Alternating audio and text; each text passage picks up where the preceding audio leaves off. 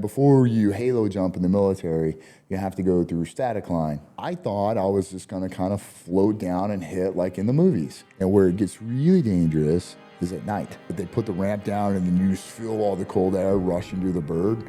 Nobody knows what their number is. I never had to pull my reserve until... Welcome to the Patriot Point Show. I'm Alex Gordy here with Randy Rozzell and Stefan Banta. Today we have a really cool topic for you, something I'm super interested in, and it's halo jumping. And so I wanted to dive deep into the training, the experiences, and the stories that we're lucky enough to possibly be able to hear from our friend Randy here.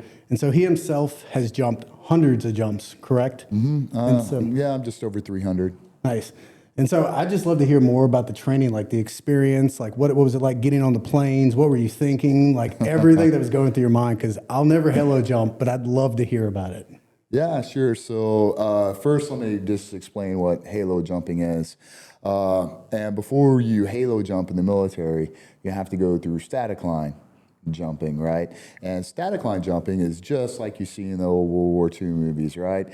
People are holding the cord, they come out, right? They're holding the static line, and they jump out.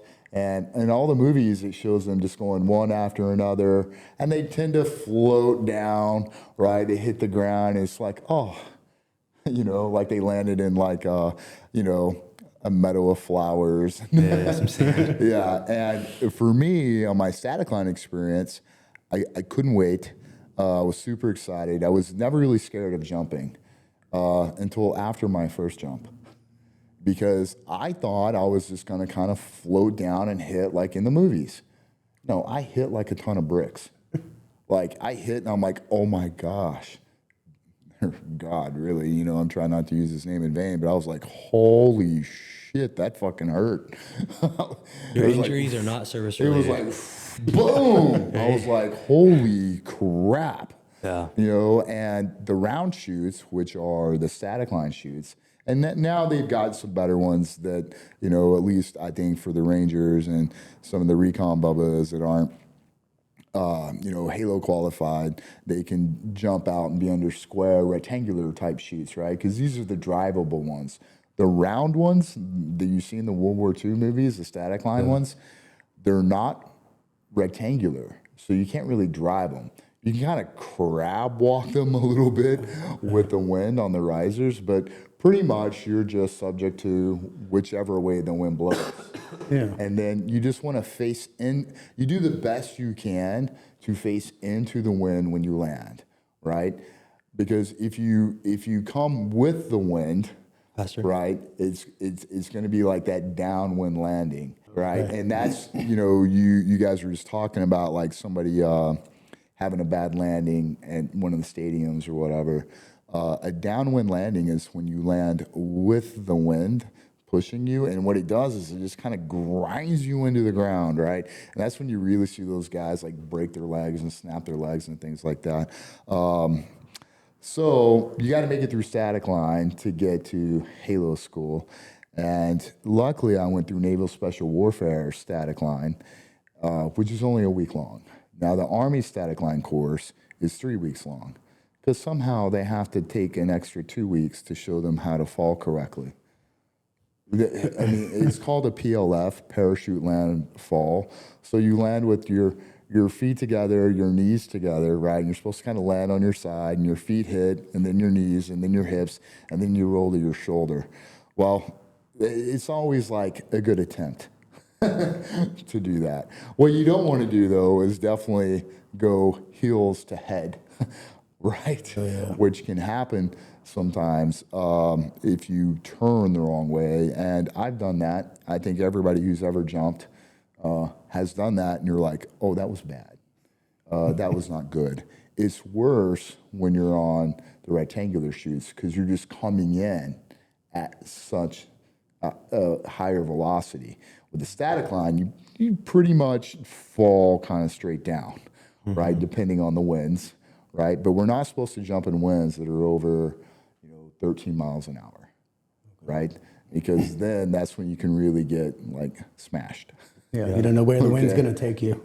Right, and unfortunately, one of my jumps, static line jumps, we were trying to force everything in, and we were timing the wind gusts to be underneath that. And after my stick went, I was always the first guy out because I was a heavier guy in my sticks. So they kind of put you in sticks based on weight, right? Well, I'm not tall and I'm heavy, right? So I tend to fall like a bag of rocks. Unfortunately, I do the same thing in the pool too. I go straight to the bottom. All right. So being a SEAL was always super fun because I don't float, right? Either. But on that note, you go through static line, right? It's painful. Everyone hates it. And then you're like, okay, good. Now I finally get to go under a rectangular chute, all right, which I can drive a little bit. And fortunately for me, I was good at it. I was good at reading the winds. I was good at flaring in time and not driving myself into the ground or penduluming myself out too high. Because when you pull down on your risers like this, okay, you see those parachutes, right? The rectangular. Well, when you flare your risers, it will take you and kind of launch you forward, right? You kind of pendulum swing out. And you see the guys on the Red Bull games, right? When they kind of just come in and they flare, okay? And then you see them kind of twinkle toes down. Well, that's the perfect landing, right? When you get to do that. Well, if you do it too early, you come out and you miss the ground and you come up and then you go wham right down into it, right? Yeah. Or if you do it too late, you just kind of go, and that's when you see the guys like end up on their knees and they're dragged, start getting drug, right? When my last static line jump that I did, I went heels to head and knocked myself out. And of course, the corpsman came over on a four-wheeler and he's like, "Hey man, are you okay?" I'm like, "Oh yeah, I'm fine." Because nobody wants to get rolled and have to do anything again, right? So you just lie about all your injuries, right? Were you unconscious? No. He's like, "It looked like it took you a while to jump up." "Oh yeah, man, I was just trying to get everything unsituated." He was like, "Okay." Well, I'm just unconscious, being drugged across the drop zone. But I'm not the first SEAL that's happened to, or any other person that's ever done static line. And the bad thing about static line is, like, the Army and Marine Corps, when they do that with their people, there's always like an attrition rate. Like, "Oh, we're going to accept this many casualties. We know this many people aren't going to make it, so we have to send this many." Well, as SEALs, we don't ever really look at that. We're all expected to make it, right? So that is one good thing about the SEAL teams. We don't really have an attrition rate, right? Which is nice, since we're not landing mass forces on a target to take over that target, right? So Army training is probably a little more entertaining to watch. Yeah, I mean, if you're a masochist and you like to see people just fuck themselves up, most of the time it's, these guys will somehow get messed up in their static line, right? They won't hold it right.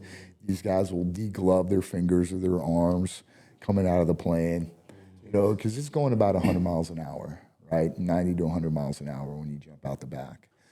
Now, with the halo jumps, what you're talking about, when you jump out, first of all, just the door opening is really cool, right? You're talking about those experiences, right? The door goes down, and whether you're doing a side door exit or a ramp exit, so whether you're going off that C-130, right, or if you're jumping out of like a Twin Otter, right, which would be a side door exit, they're a little different with the way you face, right, with the way you have to present yourself to the air, right? Going out a ramp is way easier because you just kind of come out, right? You're kind of like a penguin, right, especially for us. Now, slick, it's way easier. You can jump out. You can do your backflip, your front, you can do all that stuff. What you see in our videos, right, our highlight videos, the guys doing that stuff.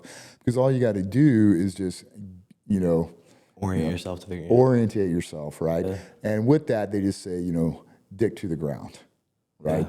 So it's not so much a back arch, it's more a pelvic arch, get your get your dick towards the ground, and everything up here is loose. And then you can drive yourself forward and backwards with your legs, with how positive or negative your legs are, right? So one of the things that gets a lot of guys is backsliding. Well, if you're not a little bit positive with your feet, right, you'll start to slide backwards. And then if that can put you into the next guy behind you in the stick, right? So these are things you have to be aware of. You really, I think it requires the most body awareness out of any skill, any other skill we have to have as SEALs.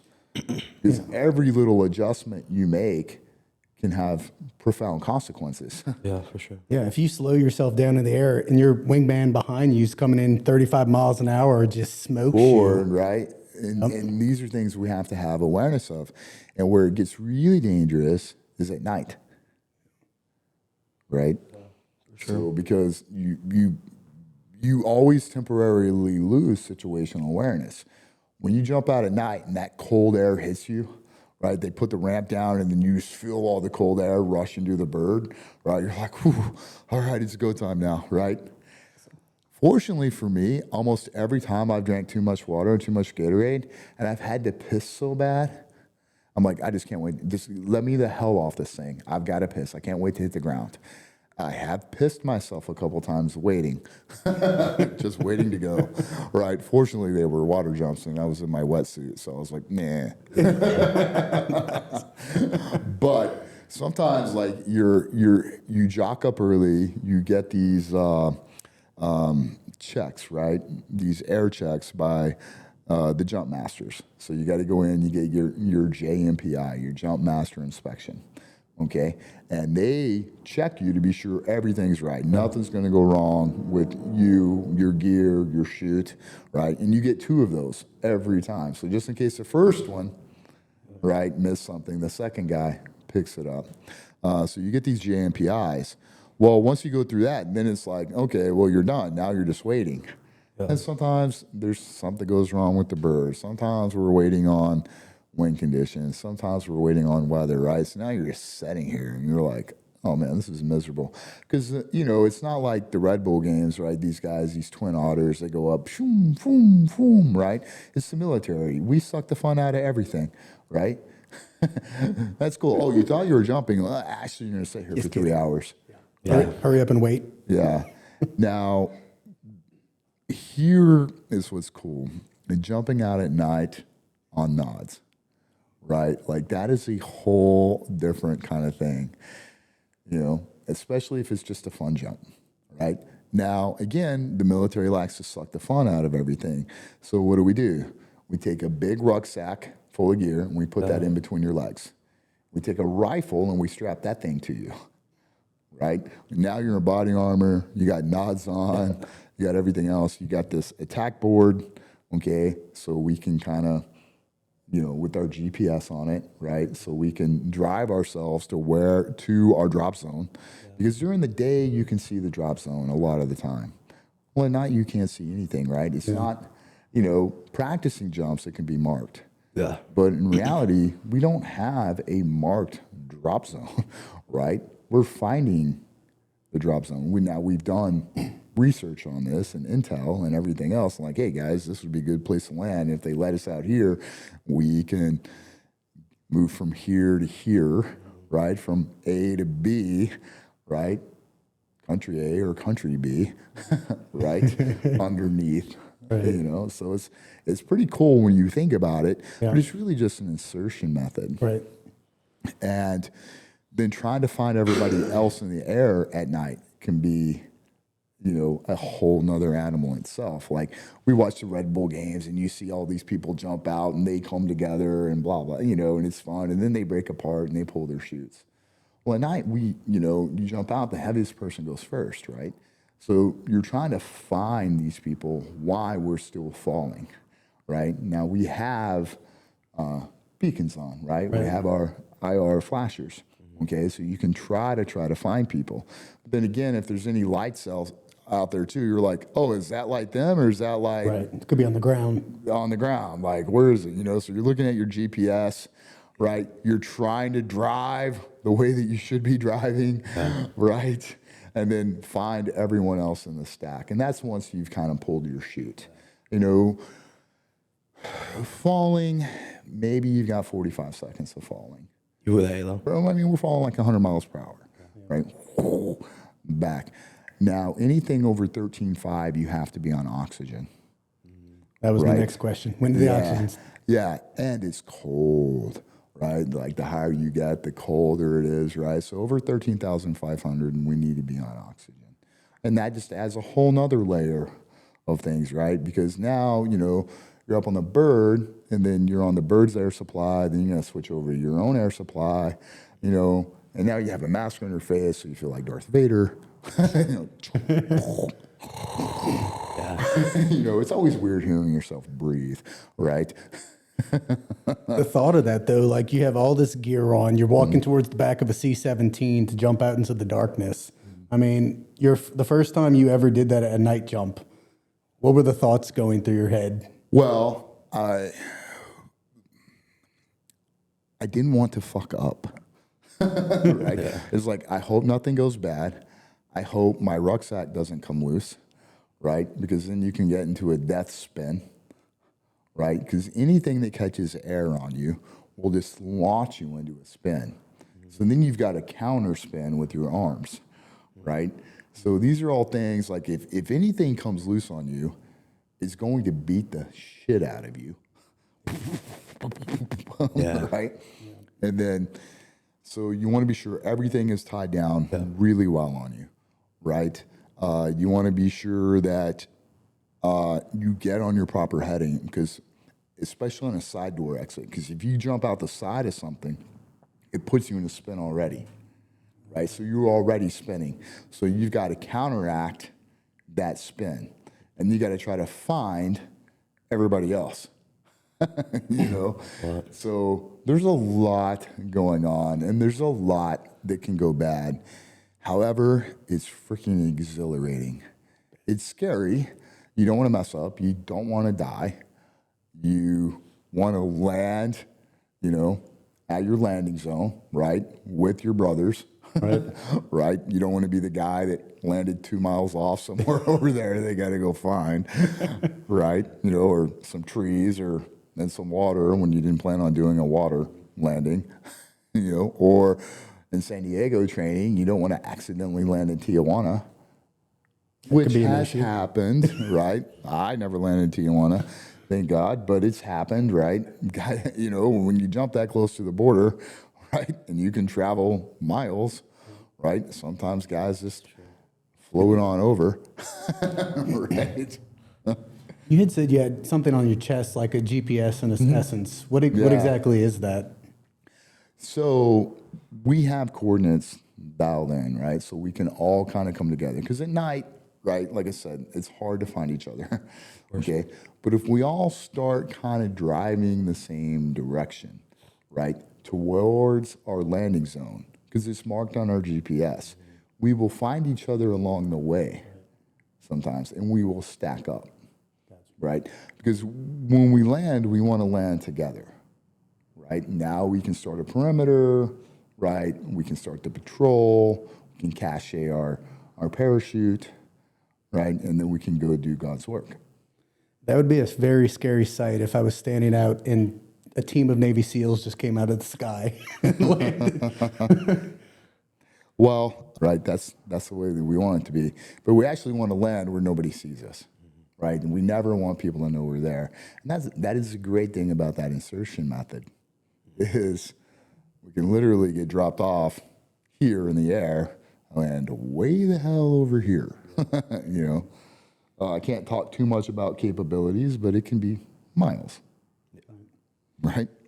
So, because, when you're traveling 100 miles an hour, and and you can track. When we track, we can literally track. Like, what I mean by tracking is putting our arms like this and our feet like this, and you can jettison.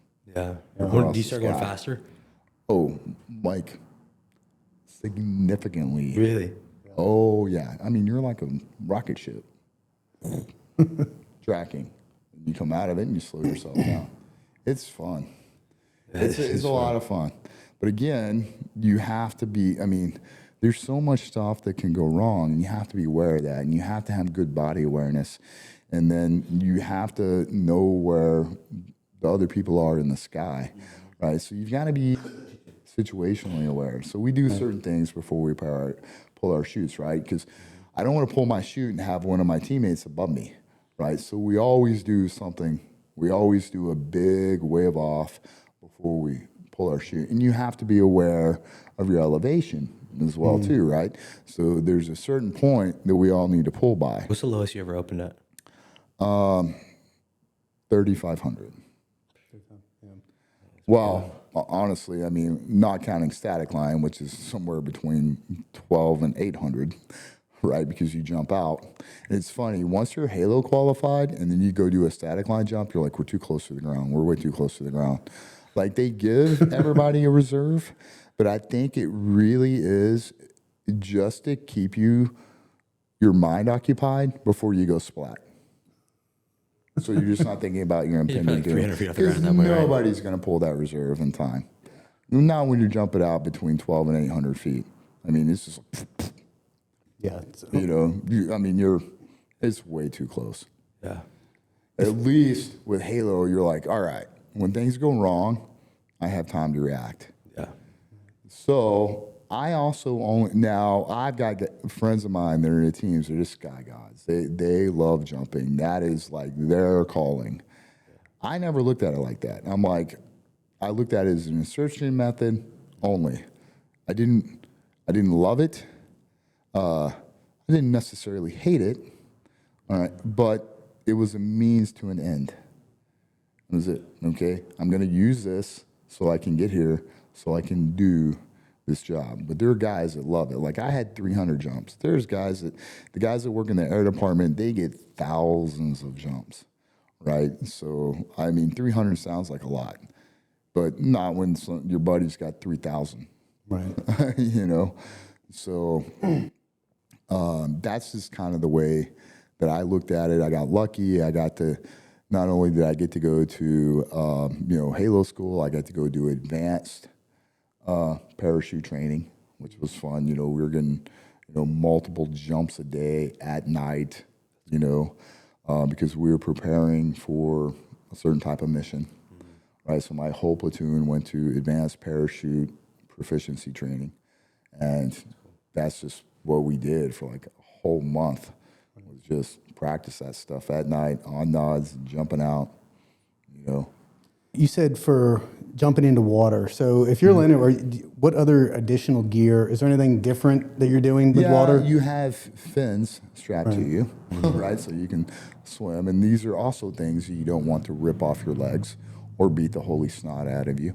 Are they already on your feet or no when you're? They're slipped over and then they're taped around your shins, the front of your shins. Yeah. So you cut it out when you get in the water. You just basically Yeah, you just cut rip the tape it. You just rip it. But the part that hooks around your ankle is just slipped over your toes. And then we tape it. And then you give that tape a pull tab. So you don't have to cut it. There's just a pull tab on it. So with that, you also have to have flotation device. We carry water on wings, right? So these are also things. And when you want to be sure that your gear, when you hit, you're not just going to, because you're going to have body armor on, you're going to have a rifle on, you're going to have a rucksack, you're going to have all this other stuff, right? And you want to be sure that you're not going to hit and just start sinking, right? So you got to get your flotation right. And if you mess it up, you better have some way to stay above the water.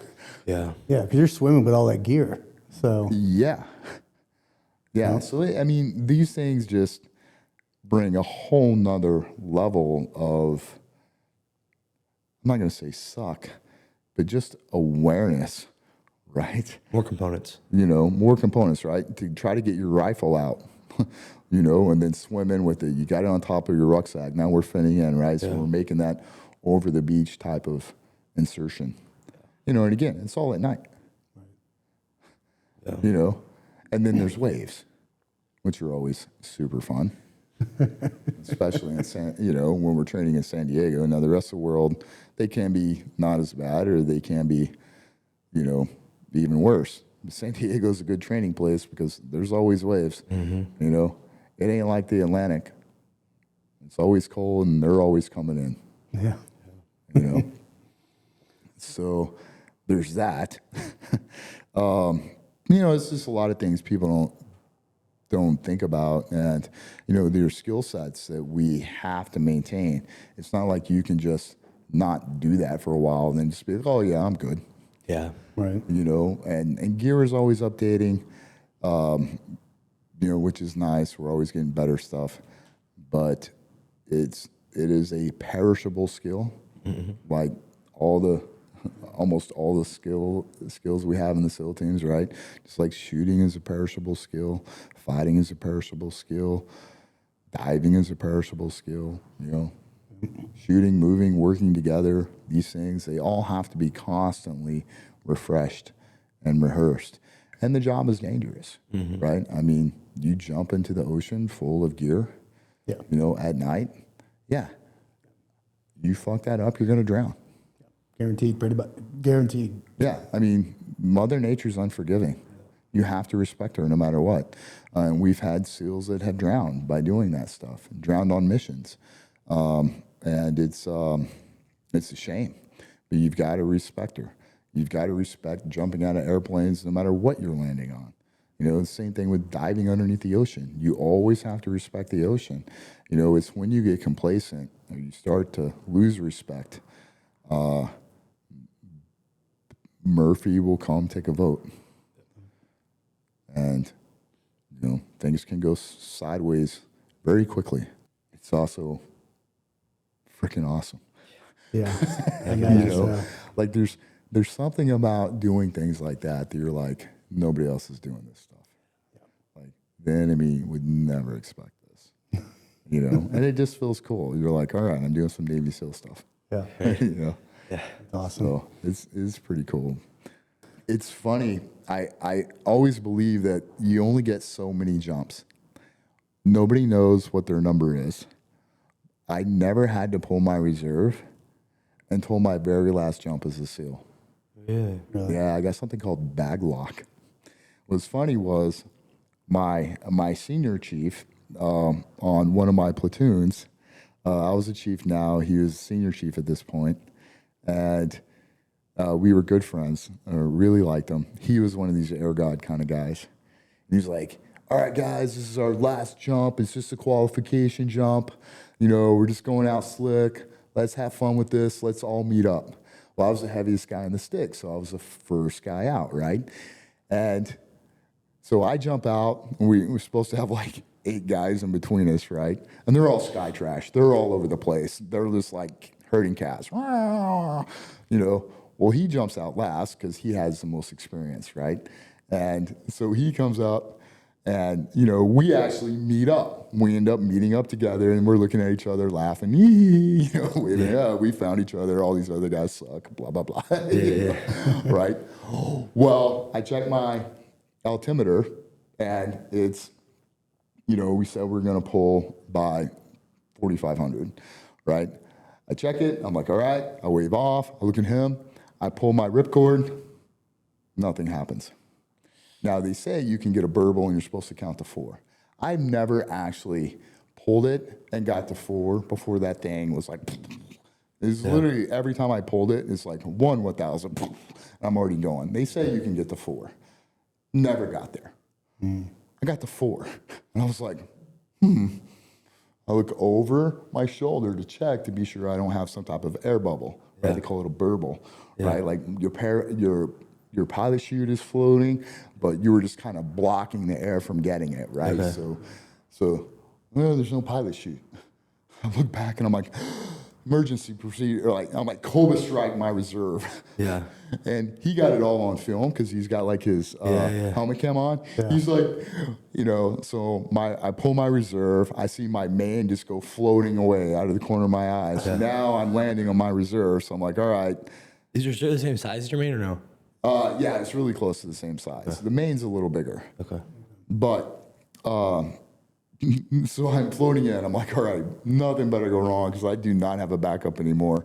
Because things can go wrong after you're under your main and you have to cut your main away and still pull your reserve. If it gets tied up too. Yeah, I think it can have holes in it. It can come out all kind of weird and funky, even though you're still falling, but you're falling too fast because your risers got twisted somehow.